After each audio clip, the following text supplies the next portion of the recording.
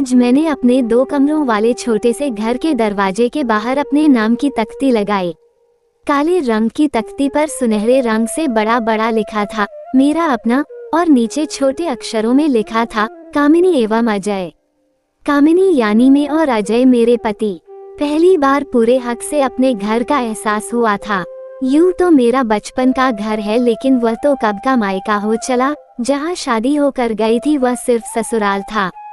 सुनती थी कि जो लड़की शादी के बाद ससुराल से अपना अलग घर बनाती है वो उसका अपना घर होता है, लेकिन मेरे साथ ऐसा भी नहीं हुआ था। मेरा अलग घर मेरे ससुराल वालों के हिसाब से उनके बेटे का घर था। उस घर के लिए बाकी लोग कभी भी अपनी राय दे सकते थे सिवाय मेरे।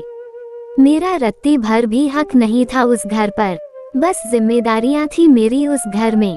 धीरे धीरे यह बातें बढ़ती चली गई। मेरे 2 बच्चे उसी घर में हुए, लेकिन मैं उनके पैदा होने की कोई खुशी नहीं मना पाई। पर एक माँ होने के नाते उनके हक के लिए मैंने खुद को मजबूत करा। कुछ चीजों में कभी बिना कुछ कहे तो कभी थोड़ा कहकर उनके लिए उनके हक की जगह बनाई। पर मन में एक बात मजबूती से जड़ पकड़ चुकी थी, मेरा अपना घर। उसके लिए अपने दम पर अब मुझे कुछ करना था। ईश्वर ने आवाज और लिखने का वरदान दिया था। अपनी इसी काबिलियत को मैंने अपना हथियार बनाया। बच्चों की जिम्मेदारी के साथ ज्यादा वक्त के लिए तो मैं घर से बाहर नहीं रह सकती थी, इसलिए कंप्यूटर का सहारा लिया और अपने विचार, कहानी और कविताओं के माध्यम से दुनिया तक पहुंचाने लगी। टेक्नोलॉजी की सहायता से अपनी कविताओं के वीडियोस बनाए।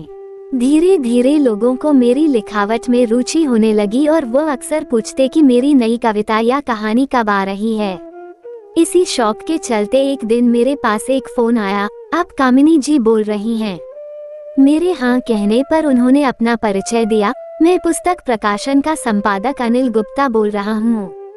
उनका नाम सुनकर 2 मिनट के लिए मैं स्तब्ध रह गई। ये तो बहुत बड़ी प्रकाशन कंपनी है। उन्होंने कहा कि वह एक किताब लिखवाने के सिलसिले में मुझसे मिलना चाहते हैं। पहली बार ऐसा प्रस्ताव सुनकर मुझे घबराहट भी हुई और बहुत खुशी भी हुई।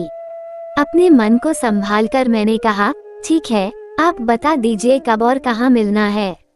उन्होंने जवाब दिया, कल दोपहर 12 बजे आप हमारे दफ्तर आ जाइए, मैं आपको पता मोबाइल पर भेज दूंगा। मैंने उनको हामी भर दी। वक्त के चलते अजय भी मेरा काफी हद तक साथ देने लगे थे। बच्चे भी अब इतने बड़े हो गए थे कि वह स्कूल से आकर अपना ध्यान रख सकते थे। फिर एक ही दिन की तो बात थी जब मुझे संपादक से मिलने जाना था। अगले दिन 11 बजे तक खाना तैयार करके मैं प्रकाशन हाउस के लिए निकल गई। वहां पहुंचकर अनिल जी से मिली। उन्होंने मुझसे अपनी किताब के बारे में विस्तार से बताया। जब वो अपने विचार रख रहे थे तभी मेरे दिमाग में कहानी के लिए एक भूमिका तैयार होने लगी थी। अनिल जी से रॉयल्टी वगैरह की बात करके कॉन्ट्रैक्ट पेपर पर मैंने दस्तखत किए और एक कॉपी अपने पास रख ली। मुझे किताब लिखकर 1 महीने में देनी थी। बच्चों के काम के साथ अपने लिए वक्त निकालना था। मैंने पूरी तरह सोच समझकर एक अनुसूची तैयार करी और कदम रखे अपनी पहली सीढ़ी की तरफ। दिन रात वक्त निकालकर पूरी मेहनत और लगन के साथ 1 महीने के अंदर मैंने अनिल जी को किताब लिखकर दे दी और एडिटर के साथ मिलकर हमने फाइनल कॉपी तैयार करी। किताब के अनावरण के लिए प्रेस के सामने एक छोटा सा समारोह भी रखा गया। उस समारोह में अजय और मेरे बच्चे भी आए थे। उनकी आंखों में अपने लिए गर्व देखकर मुझे बहुत खुशी हुई थी।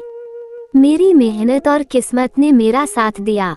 बाजार में आने की देर थी कि किताब के साथ साथ मेरा नाम लोगों की जुबान पर आने लगा। जितना सोचा था उससे कहीं ज्यादा पैसे मिलने लगे और आगे के लिए काम भी। काफी हद तक लोग मुझे पहचानने लगे थे। कुछ असाइनमेंट के बाद ही मैंने इतने पैसे जमा कर लिए कि अपने पैसों से आज मैंने मेरा अपना घर ले लिया। अपनी पसंद का पीला गरू रंग कराया था। पसंद के हल्के नारंगी पर्दे और पुराने जमाने के मिट्टी और तांबे के सामानों से अपना घर सजाया। किताबें पढ़ने का हमेशा से मुझे शौक था, इसीलिए उसके लिए मैंने अलग से एक लकड़ी की अलमारी भी बनवाई थी। जमीन पर एक कोना जहां पर गद्दा बिछाकर उस पर चादर बिछाकर मैंने उस कोने को कुछ खास तस्वीरों से सजाया था। घर के बाहर एक छोटा सा बरामदा भी था। वहाँ मैंने झूले वाली कुर्सी और एक छोटा सा स्टूल रखा था। उसके आगे छोटा सा बगीचा जिसमें एक अशोक का पेड़ लगाया था और कुछ पसंद के पौधे भी लगाए थे। तख्ती पर अपने और अपने पति के नाम से ज्यादा मेरा अपना पढ़कर मुझे अपने आप पर बहुत गर्व से फूला नहीं समा रहा था। आज ईश्वर ने मेरी वह गुजारिश पूरी करी थी जो कई साल पहले मेरे मन ने उनसे कही थी।